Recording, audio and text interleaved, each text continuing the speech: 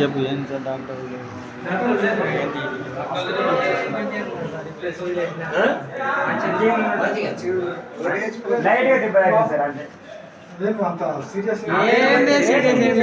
చిన్న చిన్న కాకపోతే కొద్దిగా నిన్న బండి అటెక్షన్ తాగుతున్నా పోలీస్ స్టేషన్ అంటే కిరాయి వేయండి సార్ కిరాయి వేయడం కానీ ఏం చెప్తా సార్ అల్లారకు 10 లక్షల బండి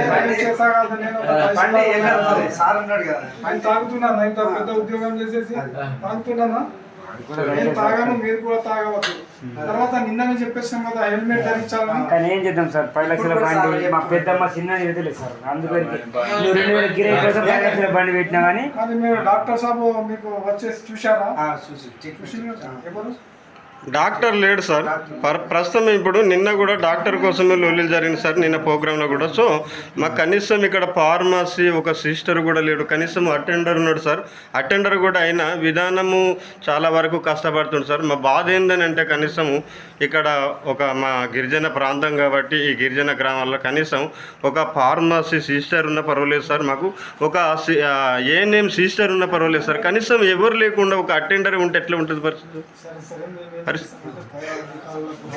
ఓకే సార్ కంపల్సరీ డేలో ఒక డాక్టర్ ఉండాలి, డే డ్యూటీ అవును sir, plus night duty okay sir, sufficient staff ఉండాలా, ఓకే సార్, నర్సెస్ ఉండాలా, ఓకే సార్, ఎంత స్టాఫ్ అవసరం అంత స్టాఫ్ ఓకే సార్. అది కొంచెం మీరు కూడా మా ప్రజలు కూడా అదే కోరుకుంటున్నారు సార్. కనీసం ఏ సౌకర్యం లేకుండా కనీసం మా గిరిజనులకు కనీసం ఒక డెలివరీ వస్తుంది సార్. డెలివరీ ఇప్పుడు మీరైతే ఒక గిరిజన అధికారి, మీకు అన్ని అనుభవం ఉన్నాయి సార్. పరిస్థితి ఏంటంటే మా గిరిజన గ్రామాల కనీసం ఏమన్నా భీమాలు రాస్తే కనీసం కూడా ఆశా వర్గాలు కూడా వెళ్ళడం లేదు సార్.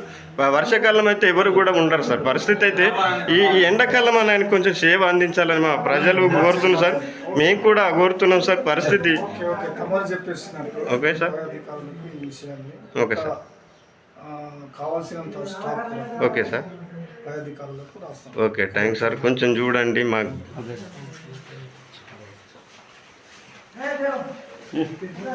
సర్పంచ్ సార్ ఉన్నారు కదా, ఎంత పెద్ద సర్పంచ్ సార్.